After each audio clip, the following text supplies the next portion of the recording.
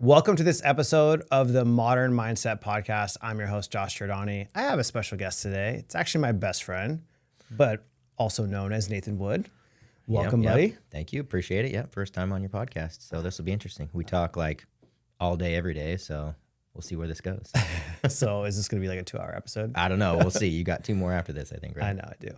I figure we talk all things real estate, business, family, maybe some politics, maybe some stocks, maybe some like investment stuff, maybe not politics, because I don't know if I want to get involved with that. But Yeah.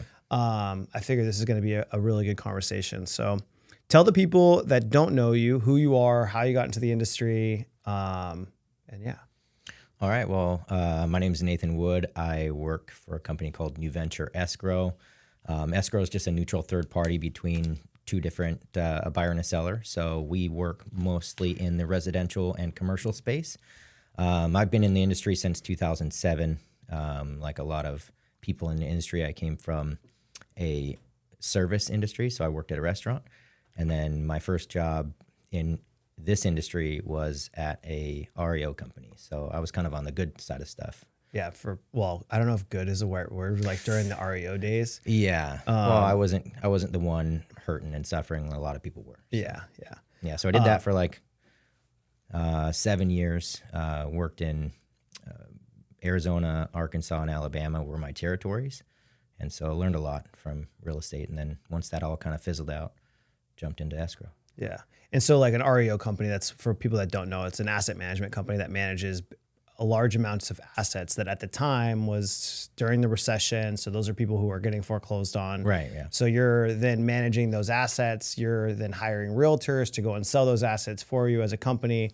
And then your job is just like the oversight of everything to do with those specific properties in all the different areas. Yeah. And it was wild. I mean, I was 23 years old and managing brokers across the nation. I would get anywhere from 12 to 30 listings every single day. And I acted as the seller. So, you know, the knowledge that I gained from that is sometimes I forget that I basically sold 1,200 properties as a seller. So it's kind of cool to have that knowledge, I guess. I like that. That's cool. And then escrow, it's kind of funny because we can kind of talk about like how we got our first time meeting. Because I was a realtor when you and I first met. And this was, I don't even know how long ago, 12 years ago now? I think it was 14. 14 years ago. Okay. Yeah. So that's crazy. Yes. Wow. We've been friends for 14 years. I think I'd have to go back. I don't know what the math is, but it was at Jacobo's office. I'll let you tell the story of like how like we got introduced or how we met. Okay. So yeah, it's kind of funny. Obviously the REO industry kind of fizzled out right around 2011, 2012. And so I was laid off from my job, and I was like, oh, well, you know, try my hand in real estate. And so I joined the Houston team with Michael Jacobo, and Gary Massa was there at the time, and obviously Julie and Josh was on their team as well. And I remember just coming into the office, and Josh was nonstop just banging the phones like the whole time. I was like, geez, this guy's a hustler. And so I'm sitting there, I'm not doing anything because I'm scared to be on the phones. You know, the last time I was on the phones, I was in the position of selling the property and managing real estate, not trying to get leads and generate stuff. So it was a totally foreign and scary thing for me. And then Josh hung up the phone and he looked at me and he's just like, you want to go have a beer? And I think we went to Lost Abbey or whatever. And no, it was Las Olas. Remember we had margaritas. Oh, and I was like, after that, it was all over with. I'm pretty sure we were like inseparable from that time on. But it was one of those like stepbrothers. Did we just become best friends moments? Yeah, for sure. That was an interesting time. I feel like I remember back then of just like being on the phones nonstop. And at the time, I mean, 14 years ago or 2012, I am 35 now. So that was, you were young. I was like 25. I think you 24. Had just moved back from Palm Springs. Mm-hmm. Damn, that's crazy. So we met, I was in my early 20s, 23-ish. So I was really young. Yeah. And you were in your early or late 20s. Late 20s. I think I was 26. Yeah. Damn, that's crazy. Back then I feel like we've watched each other's careers grow in so many different ways. I feel like we talk about this all the time. Like during the time that I was a realtor, there was times where I was like struggling and broke, and you would like be like, all right, let's go to the bar. And I was like, I can't afford to go. And you're like, don't worry, I got you. And then there was times where it was like when you got unemployed and laid off, and then I was like your sugar daddy for a little bit. But now like obviously married with kids, and like now I'm married and best man at my wedding. So it's crazy to see like how far like over the course of the last decade, I still don't life remember. can change. I still don't remember what I said on my best man speech. I completely blacked that one out. Well, that's because Ryan kept making you take tequila shots and espresso martinis, and he was trying to hold you up as you were falling down. Yeah, I got tunnel vision and everyone disappeared. I have to have a best man speech. I know. You ready for that? Actually, tomorrow. No, not tomorrow. Friday. Sort of. I'm not like not ready for it, but I feel like I'm in my head about it a little bit because I feel like I want it to be obviously, dude, like Courtney and Ryan, like both are my brother and sister. Yeah. So like to go into it, I feel like I have to talk about both of them. And I can go into like a long, extensive, like with Ryan, like him and I have created this bond over the last, I don't know, 7 years, 8 years, whatever it is, that like, I don't know if that's replicated other than ours, like, cause I only have really 2 best friends. Yeah. And, so it's one of those things where it's like, do I get sentimental? Do I make it a little funny? By the way, he doesn't even know that I'm giving a best man speech. So like, it's a surprise. So I think he's going to get like a little sensitive when I'm speaking. Yeah. So I kind of want to hit like both angles. One, he is the first person to ever fire me. Like I've never been fired from a job before, and he was the first person to ever fire me. Yep. And then rehired me. But kind of a funny story. So I'm gonna try to like figure out. I came up with like a small portion that I want to like just add to, but I think it'd be pretty easy to be funny with him I and think your so guys' too. relationship. For sure. And I think it's a small, there's a very small group of people going. Like not a lot of people are invited. So Yeah, I was up there in front of like 150 people at your wedding. I know. You're just like, I'm gonna do a vacation wedding to weed out some people, and nope, everyone came. Well, yeah. I think there was only like 4 people who bailed like last minute. Yeah. Very last minute. Very last. We had 165. Yeah, that's a lot. Yeah. Especially for a destination wedding. I was not like, did not expect that, especially because my budget. It quickly got out of hand. Yeah. Our budget it exceeded very quickly, especially when you're doing a destination wedding. But, That'd be cool. Yeah, I'm excited. And his is the vacation wedding too. So like we'll be out there and it will be good, but it's only 50 people. So I'm like, I should Take it easy on the tequila shots before the speech. That's just my. Yeah, I'm gonna have to. Is this your ease into only best man speech second? since mine? Yeah, That's what I was getting at. yeah, second best man speech. And yours, like I did feel like everyone gave me like we're like, oh, your best man speech was great because it was short, simple, straight to the point. Yeah. And I was basically just making fun of you when you asked me to be your best man. And this is actually a funny story. I'll just share it. Oh, So gosh. we were at the racetrack, and we were like sitting with a big group. My cousin came in town from LA. We were sitting with a big group of people, and he like was looking at me, is all drunk, like his eyes glazed over, and he's like started getting teary-eyed, and I'm like, bro, what's wrong with you? And you, like people behind us, you like literally asked me to be your best man, and the people behind us that were cheering thought you were proposing to me. Yeah, I almost got down on one knee. Yeah. And so at the best man speech was basically like how everyone behind us thought you were proposing to me, and that we were a couple. I mean, So, hey, it's a big deal. it's a big deal. Yeah. Best man. All right, well, let's talk about some business stuff. So being in, and obviously me coming from title insurance, now not in title insurance anymore, I feel like the industry of real estate in like the affiliate world can be very mentally challenging. Yeah. Feeling like maybe not valued as an affiliate, or that you're having to go chase people that like don't see the value, or even if you have value.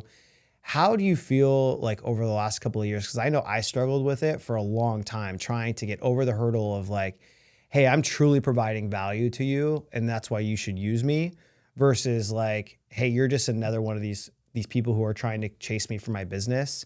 How do you feel like you try to overcome stuff like that? That's a good question. I mean, for me, honestly, escrow is such a unique space, even within um, a vendor thing, because a lot of people attach to an escrow officer like right when they start in their career. And so they'll work with the same escrow officer for, 10, 20 years.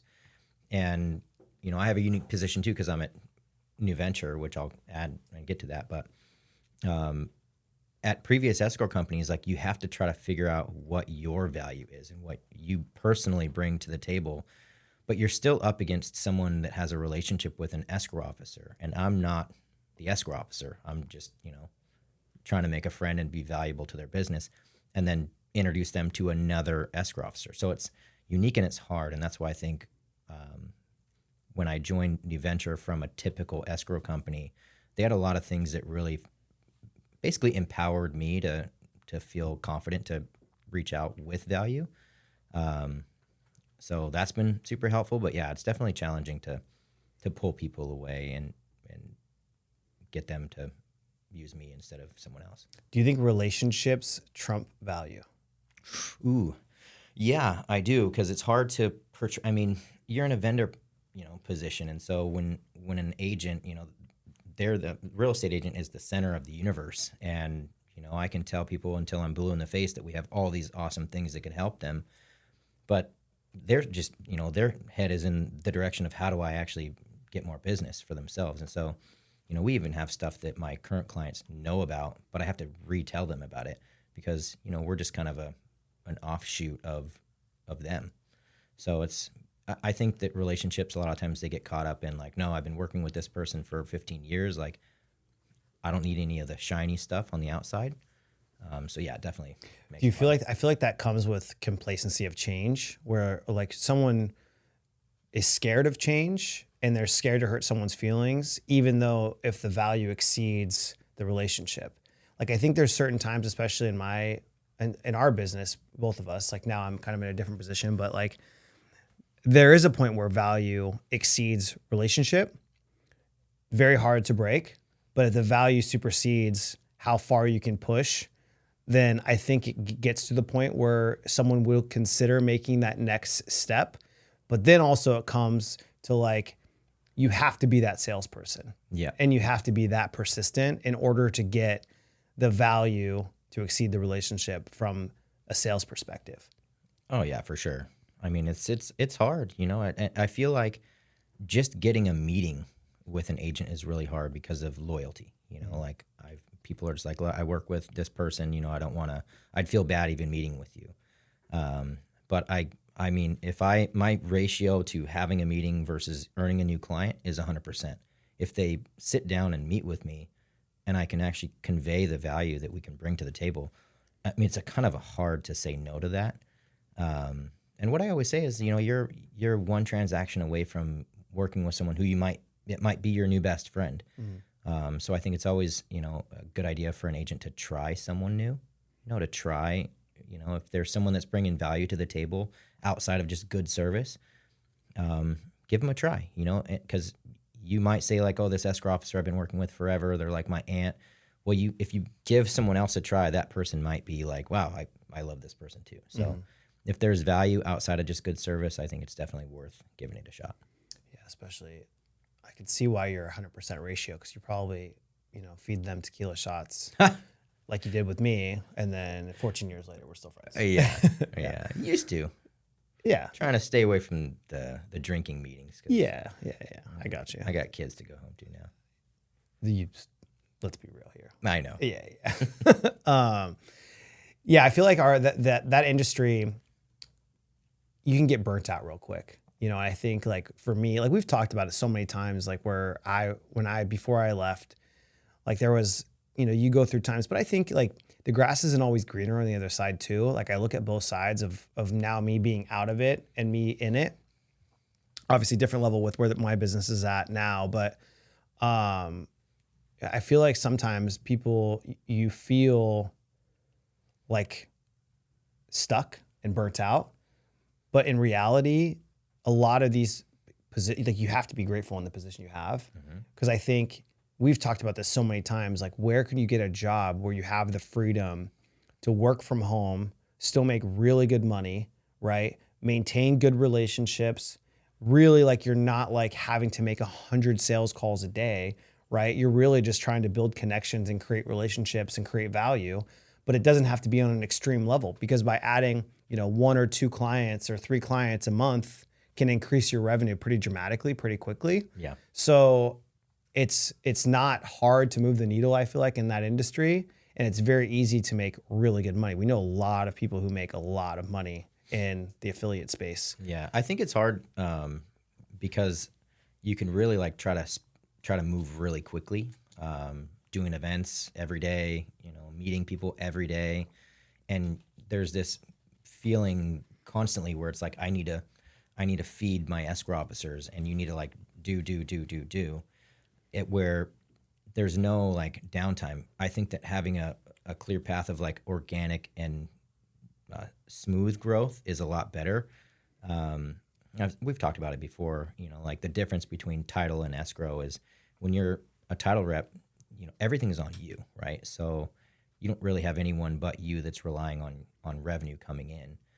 And so you can kind of have these moments where you have ebbs and flows of, really pushing hard and building your business, and then maybe taking it easy for a little bit and kind of recharging your batteries and then pushing again. Whereas in escrow, I've got a lot of escrow officers that are also wanting to grow. And so there's a constant need to really help continue to grow other people. So that's kind of what makes it hard too, because you're just, you're constantly pushing yourself for others as well. Yeah. I mean, pushing yourself for others is almost better than pushing yourself for yourself. Right. Well, that's the motivating factor. Mm-hmm. We're in title. I think, a lot of people can grow to 150, 200,000 in revenue a month, and then that's where they're at for the rest of their career. Mm-hmm.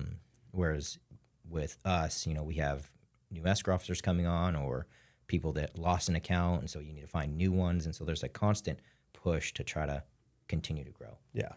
Yeah, I totally get that. The difference, it's because you have to be selfless. You have to go after people for people, which makes it kind of an interesting thing. But I would feel, I think, pushed harder. With title, I know I felt complacent at a certain point because I was like, why do I need it? I don't need to grow anything past what I was doing. Like I was chilling and I didn't have the competitive, I was going to talk about a little competitiveness like in this podcast at some point. But I didn't have the competitive spirit. Like I wasn't into it enough. Like title didn't thrill me enough to be like, hey, I want to be number one. Right. Right. I think at a point it did. Like when I was working with Ryan, like there was definitely a point where I was like, yeah, I want to be number one in the company. And at one point I got there, right? And I was like, top two or whatever. But at a certain point, it was like, all right, then people were recruited in to where then their revenue was like $200,000, $300,000, $400,000 a month, where then like my six figures didn't really equate to that anymore. Right. And then you just lose the spark. You're like, how much more do I need to like compete, and how much more do I want to go after it? But it's crazy because recently I started thinking about now, like where I'm at with the flipping and wholesaling business. Surprisingly, my competitiveness has come back pretty gnarly. Yeah. And I think I got like rejuvenated in the sense of like, I want to compete with the big dogs, and I do want to try literally to do as much as I humanly possibly can, which I don't feel like I've had for a long time.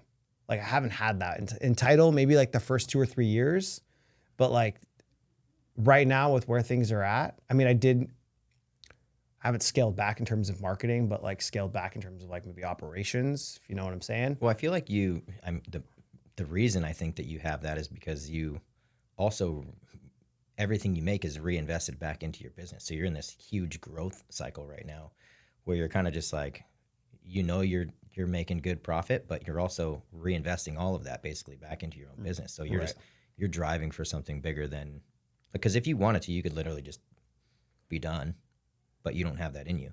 No. And you told me once, I was like, why do you keep going? And your answer kind of changed me a little. I don't want to be average. I can't be average. I want to be something way bigger than I even think of right now. Yeah, I don't even know where like where that's come from. I was telling, I think we've talked about this before. When I proposed to Whitney, from that time, that was my year that I was ready to take over the world. Yeah, you had a realization. Yeah. And I was like, now it's not just me. And now it's like big picture. Where do I want to see things? Be a provider, right? And to me, growing was the only option. And so scaling this thing as fast as I did has absolutely been scary. And yes, reinvesting a lot of the money, because Whitney and I talk about it all the time. She's like, wait, where, like, it's coming in, it's going out, it's coming in, it's going out. It's like, and it's hard because I look at, like, from outside perspective, you're like, man, why aren't you like keeping more of these as rentals? Why aren't you like, why aren't you doing other things to like save for investment stuff? And I'm like, well, I'm investing back in the business because I'm getting a 3 to 5x ROI on my money that I'm putting back into it.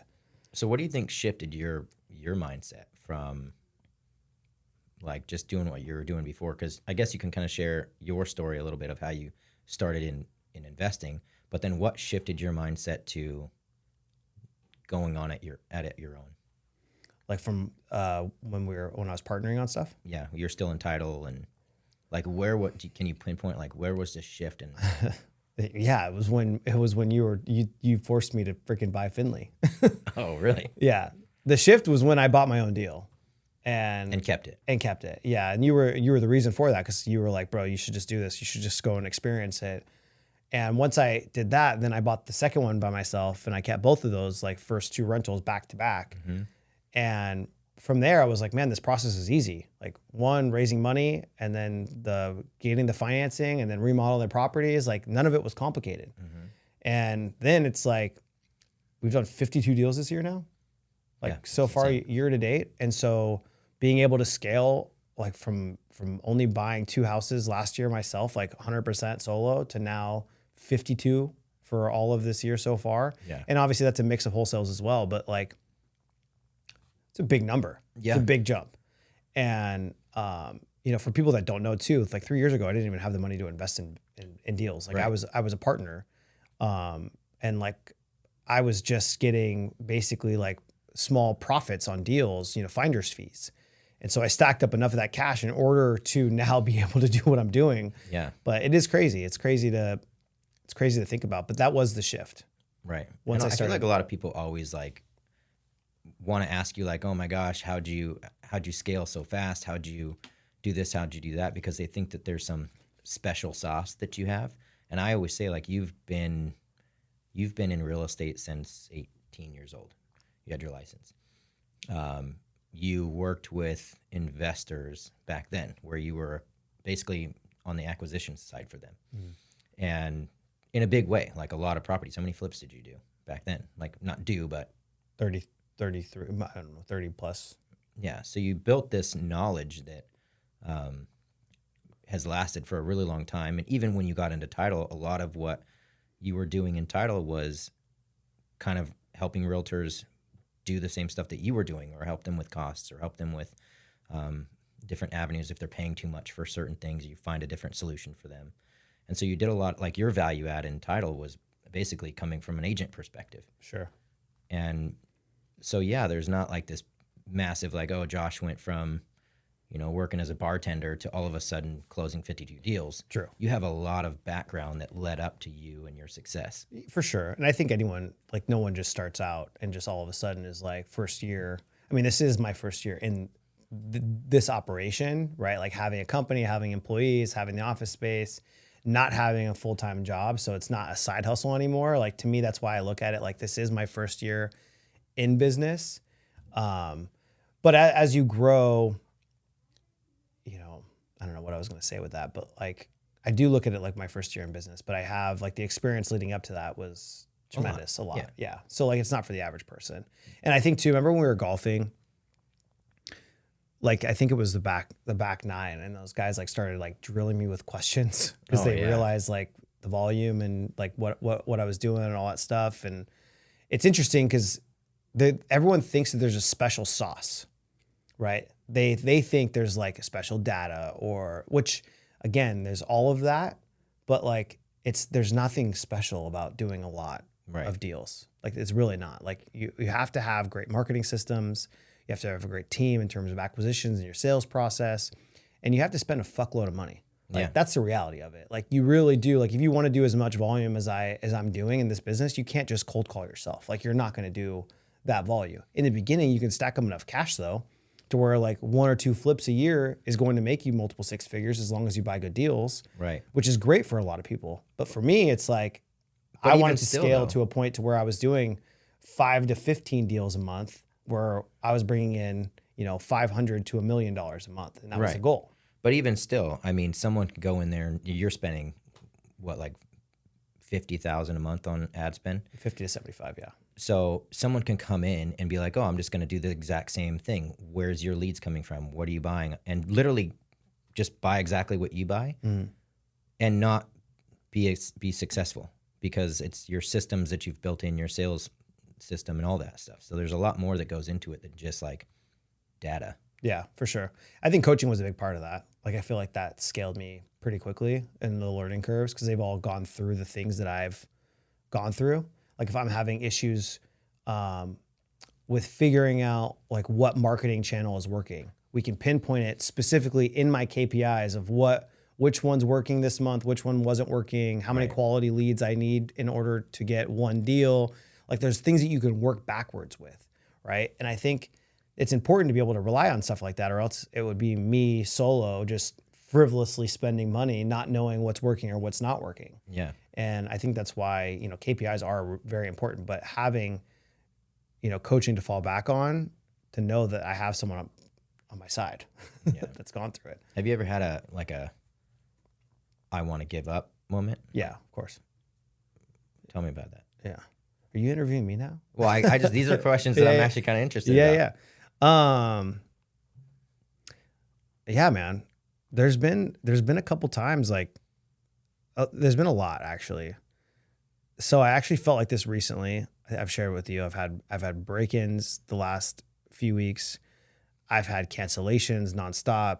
I'm losing money on deals right now. The market in general. Yeah, it's been tough, and I lost my first employee, which has been mental challenge for me as well. Business isn't easy, and you have to make tough decisions in business, and they can't be emotional.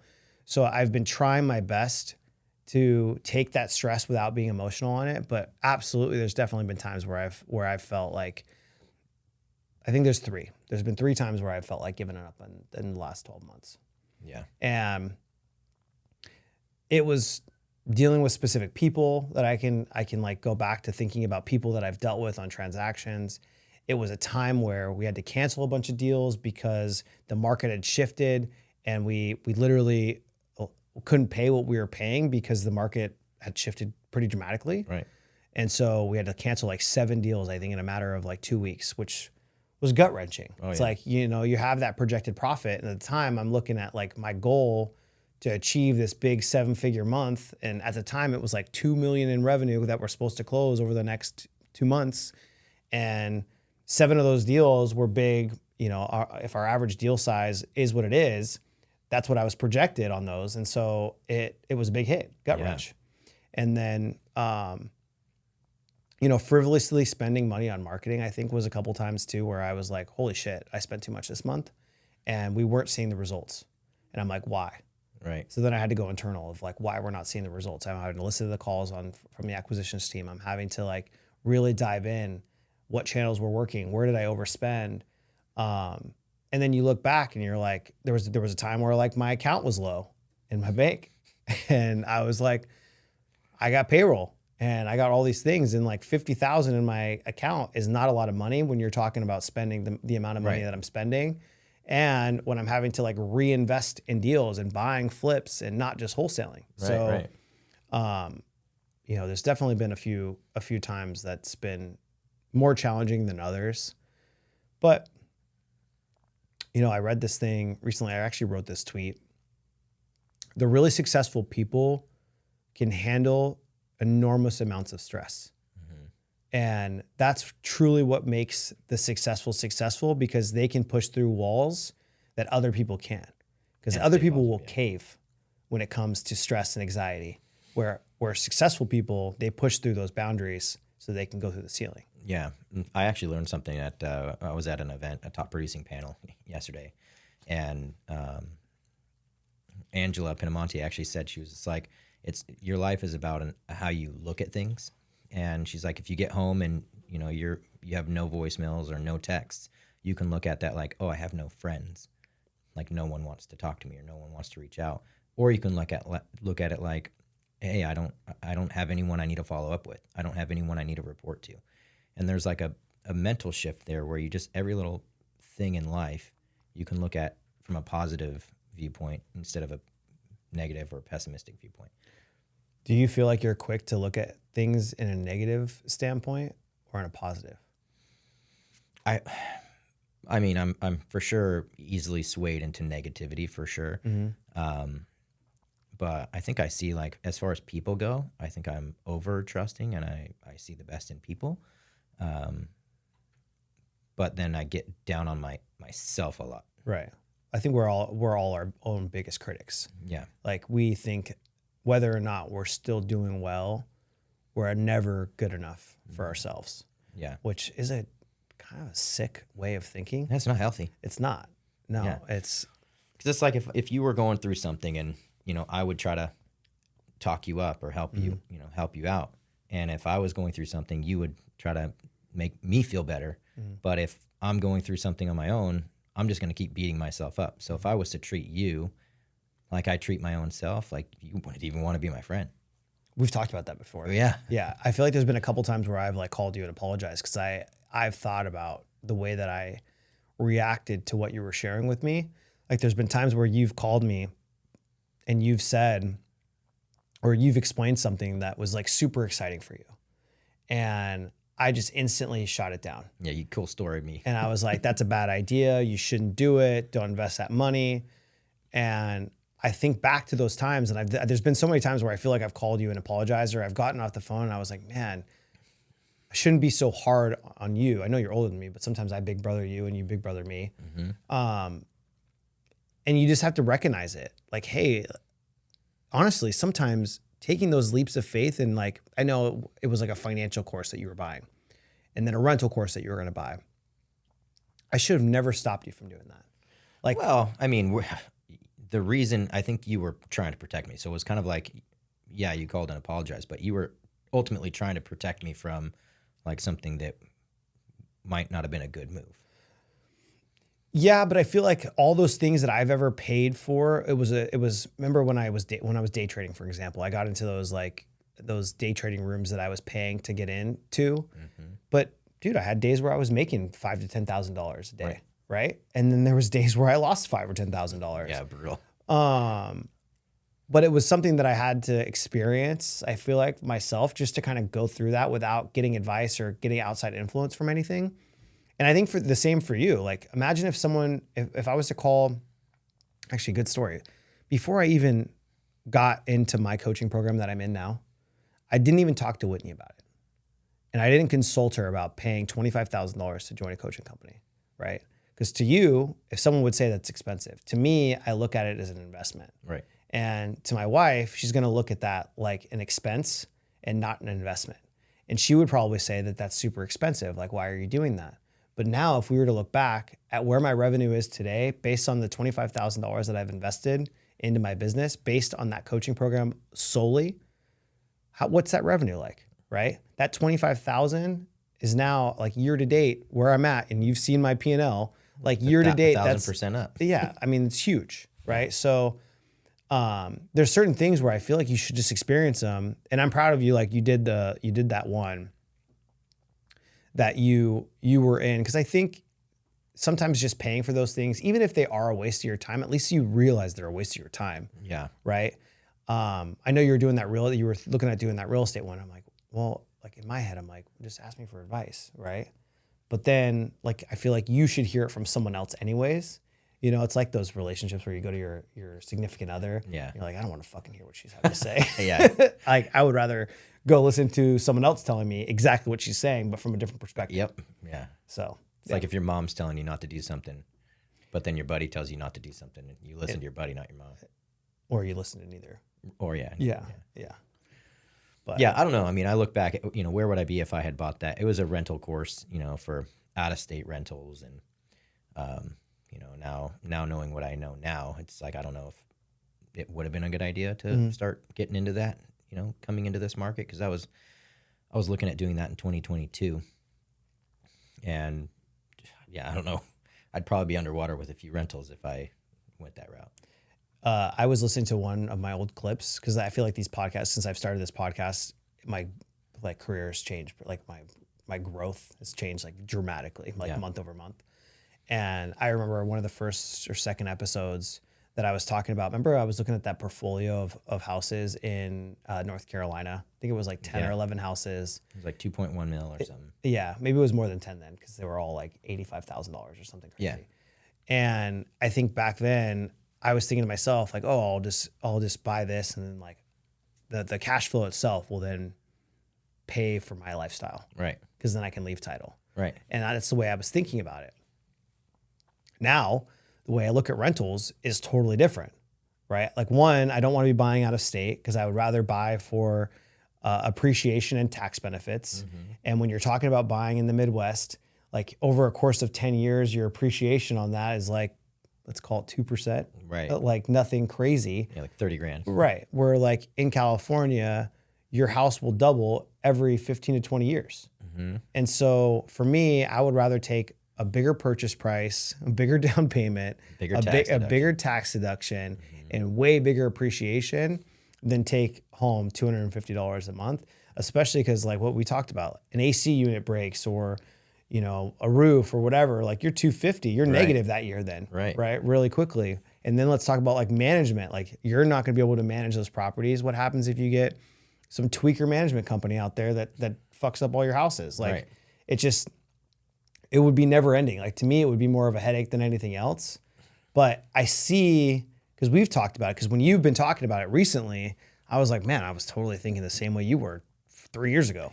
Yeah. I mean, I think there's different methods, right, to being successful, and, like growing a portfolio, a small portfolio or a portfolio in a different state where you can afford a lot of properties, and then stabilizing those properties and maybe selling them as a bulk sale to 1031 into something bigger that does appreciate. So there's always a way around it. But yeah, once I started thinking about having, you'd have to have like 20 properties in Ohio to cash flow enough to like have a lifestyle. I was so you were saying that in my head, I'm like, okay, so let's do this math right now. Yeah. Let's talk about like buying a single family house here in San Diego. Let's call it $550 for like a fixer that you're putting $50K into. So like all in for $600,000, right? Where in the Midwest, you would, let's call it, you're buying 6 houses in the Midwest. So you're in it for $600,000 total. Yep. This property, you're in it for $600,000 total. There, you're probably getting, let's call it $950 a month for each of those. Here, your rent would probably get what, $3,500 a month, maybe? Yeah, 3 to 35, yeah. Yeah. But then let's talk about the appreciation here, right? Let's call the appreciation over a 10-year period. That 600,000 will be, let's call it 700. And then here, your appreciation over a course of 10 years would probably be 50+%. Right. See, I always get in the mindset. It's probably what our grandparents thought. Like when they bought a house for $30,000, they're like, there's no way that this house is ever going to be worth $1 million. And now there's people that have that same story and they bought a house for $100,000 and it's now worth $4 or $5 million. And so I can't look at, real estate here in San Diego and think, oh, this $1 million property in 30 years is going to be worth $11 million. Like I just can't fathom that. So that's where it's hard for me to look at like consistent appreciation. Like, could you see $1 million house being $2 million in 5-10 years? No, but like think about inflation and the cost of goods and things like that. So like your dollar is not going to go as far in the future, right? Like our dollar may be like now is what we consider to be a dollar, maybe $10 in the future. Right. So that's where I think it can differ a little bit. Yeah. Like think about like when we were getting gas as kids, right? It was like I think when I got my license, it was $1. Like I think it just broke over $1. I used to be able to scrounge quarters together to Yeah. put enough gas in my tank to get around. Yeah, your buddies would pick you. You'd be like, "Hey, give me $5 for gas if I come pick you up," and that would give you 5 gallons, right? Yeah. Where it was totally worth it. Where now it's like $5 is getting you 1 gallon, And and you'll get barely home. you're still on the field light. Yeah. Yeah. So I think it is hard to see, but I mean, I think of my grandma. My grandma bought her house in, I don't even remember the year, but she bought it for like 30 grand. It's now worth 2 million. Yeah. You know, and you look at your house. You bought your house for 700, and now it's worth, 1.5, 1.6. I bought my house for 300. It's worth over $1 million. You know, it's just like, you can't. I just look at industry standards and make my decisions based on that. But also too, like, I know for you, it's harder for you to find good quality deals. So looking in the Midwest and lower price points makes it look like the barrier of entry is lower, because you're like, oh, I just need to put $20,000 down. Right? Or $30,000 down.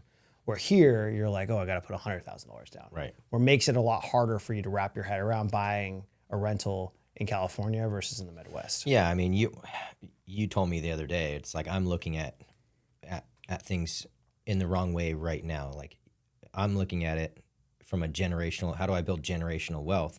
And you're like, you just need to focus on cash flow. You need to focus on earning more cash right now.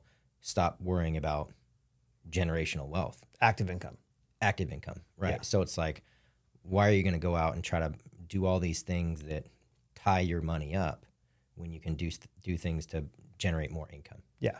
I think that's the biggest thing that people think about is I was doing a class last night for Maricosta College, and a lot of the students asked like, oh, why aren't you buying more rentals? And my answer was that I want to get my business to where the active income is much higher, to where buying and putting $100,000 into a rental does not take away from any growth in my business. Yeah. And for you, let's call it $500 in cash flow. How long would it take you to make an additional $500 a month in your business? That would be one new client. Yeah. Yeah. The way that I'm looking at it is like, how do I offset my tax basis, right? And the only way that you can offset a W-2 income is through real estate investing. And so, my wife has her business, and her business is, doing everything that she has with write-offs. But if we as a family start buying real estate, we can get even my tax basis low. So my whole strategy was, buy a property, stabilize it, get a renter in there, cost segregate it, use that cost segregation to deduct from my W-2 taxes, hopefully get a big refund at the end of the year for my W-2 income, and then reinvest that into another property, and then just keep the ball going until I've got 5 or 10 properties that eventually, once they're stabilized, I could do the whole, what's Dave Ramsey, the snowball effect, where it's like you take everything in your portfolio and you put it to the minimum payment, and then anything extra that you have goes to the smallest one to pay off. And then once that's paid off, all the excess goes to paying the next one. It's kind of like snowballs to pay all your properties off. Yeah. I mean, I think he's talking more like credit cards and stuff. I don't know. I'm sure he did one with properties too. It wasn't, it was just using that same method concept. Yeah. But with your portfolio instead of like your debt. Yeah, for sure. I think after a while too, you're looking at it like a savings account. Right. Like all the ones that I have, I'm like, oh, someone else is paying off my credit card, and eventually I'm going to have, $1 million worth of credit cards paid off in 20 years that I didn't even have to contribute to. And so over time, because right now we're still young, we still have the ability to go grind and hustle and do all that. And I totally get where you're coming from when it comes to like writing things off on your taxes.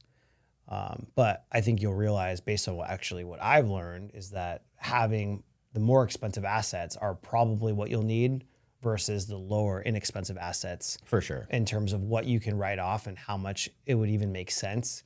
Because to go through the headache of buying something in the Midwest for 100 or 200,000, the amount that you'd be able to write off, I think, is very nominal. Mm-hmm. I think both of us had a misunderstanding of how cost segregations work and how much you can actually write off until recently. I've had mine, and we were going to do cost segregations, and I'm like, man, I can only write off 35 grand off my taxes, and this property was almost $1 million.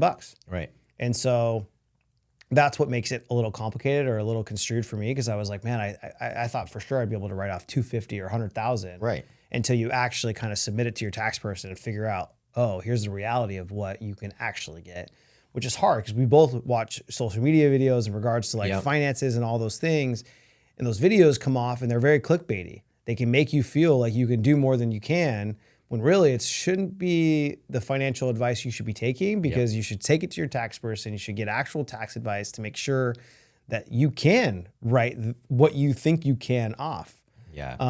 I probably drive my CPA nuts with all the stuff that I throw at her. Oh, I bet. That I think we could do. Yeah. I mean, you're like, oh, the Augusta rule. Let's rent out our house for an event. That's a red flag. Yeah. You're going to get audited. Yeah, I mean, mine, it was, I switched this year because I feel like my other one was a little too conservative, because, you know, I bought the car expecting to write off 100% of it, right? Tax code 179. And when I did it, she's like, no, you can only write off 65% of it. I'm like, well, fucking, I'm going to send her this Instagram video.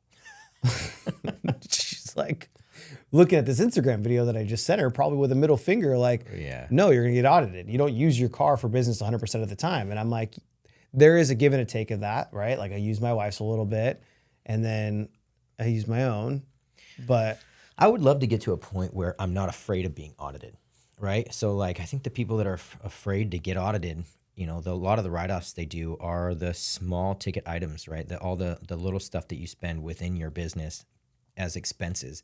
Where if I can get to a point where it is the big ticket items, like, you know, purchasing, or the section 179, I think, in the tax code, where you can, if a vehicle is over 6,000 pounds, you can write off, I think this year it's 80% of the purchase price value.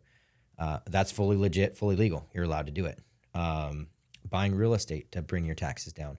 I would love to get to a point where it's like I'm paying zero taxes in a legal way, so that if I do get audited, I'm just like Trump. I'm just like, whatever, audit me. I don't pay any taxes. I know. Well, people hate the fact that he pays no taxes, but there's legitimate ways to not pay taxes. Yeah.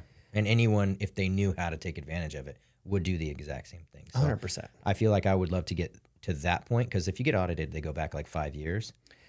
I don't know how the audits work, but the only thing that would annoy me is to have to do journal logs and logs of all the things that you were doing with, like, let's say, for example, they audit you for the car.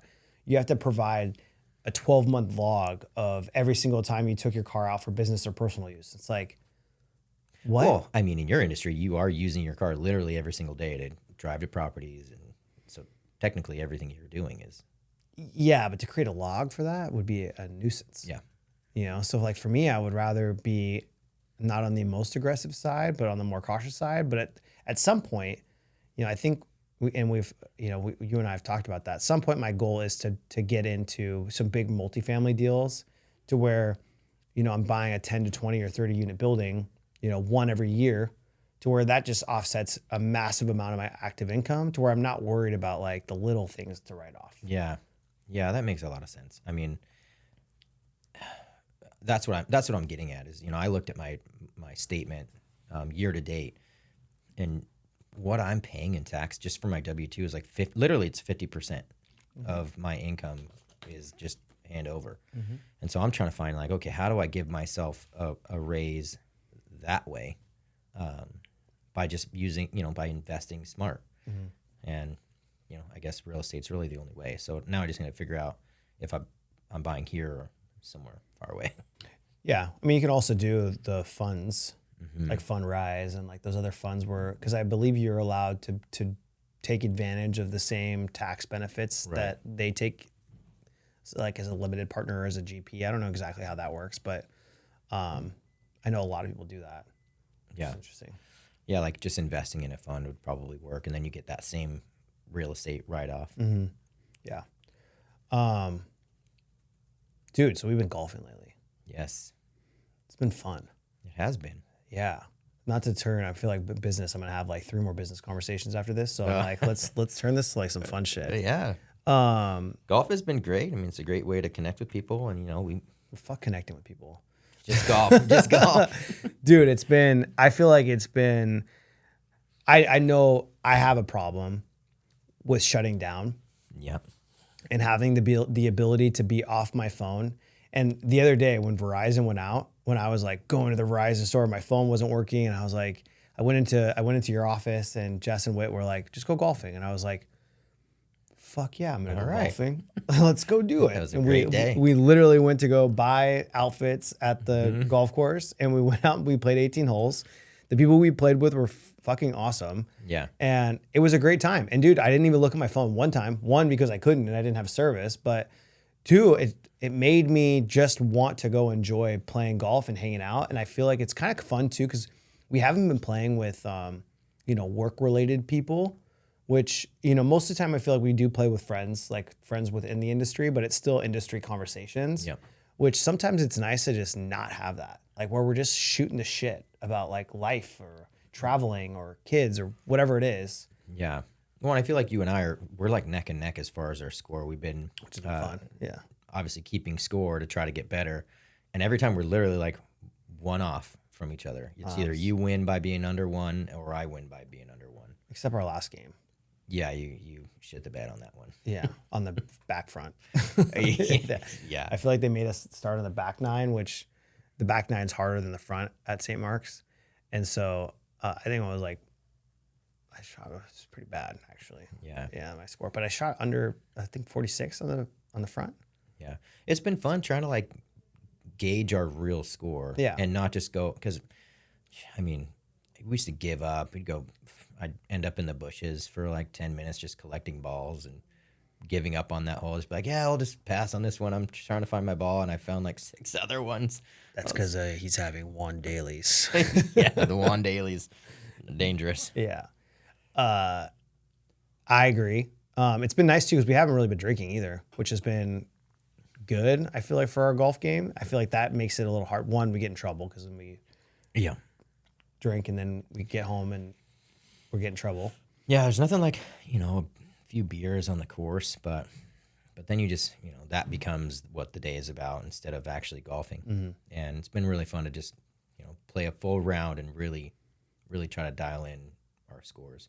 Because now, look, we got to go back to, I just played St. Mark's and I got a baseline score for myself. So now I can go back and actually try to compete with myself. And that's what makes it fun. It's kind of fun that you didn't say what your score was because like someone that's listening to this is going to be like, man, you fucking suck. Well, I do.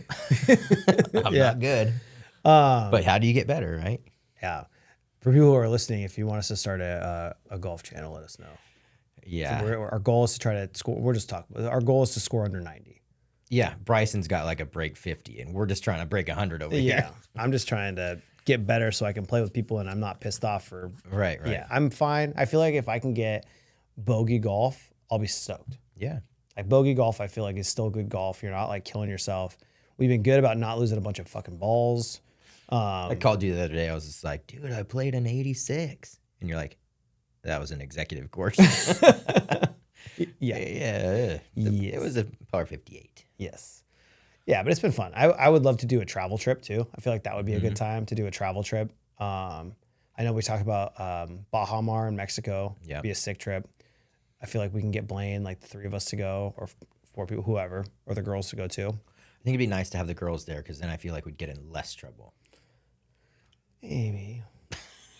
Yeah. I mean, Well, Whitney's been loving playing. That's what I mean. Yeah. Lindsay's good. She took lessons. Yeah. So. Whitney would love to play. Actually been nice, like have us on the weekends and stuff because we don't really do, like weekends are kind of just like, oh shit. Weekends are kind of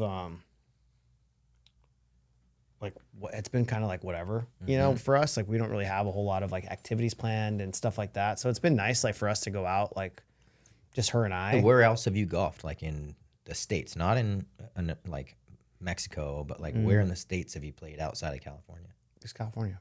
That's what I mean. So I just played Breckenridge, and it was so cool having like a different backdrop and being in the mountains. I mean, the ball went a little bit further, but it's just so cool. Like maybe doing a trip where we golf Saturday, Sunday, and I don't know, it just seems like really cool. Yeah. Cool reason to travel. Fuck yeah. Now we got to book a golf trip. Yeah. So if you guys know of any like really cool destination golf spots, let us know. Yeah. Anything pressing? Anything that we missed that we're going to talk about? No. I don't think we really had a plan here. No, we didn't have a plan. We just kind of wung it. Well, we'll wrap up here then. Thanks everyone for watching. Hopefully you stuck around for the entire time. Make sure to like and subscribe, and we will see you in the next episode. Peace. Cool. Nice.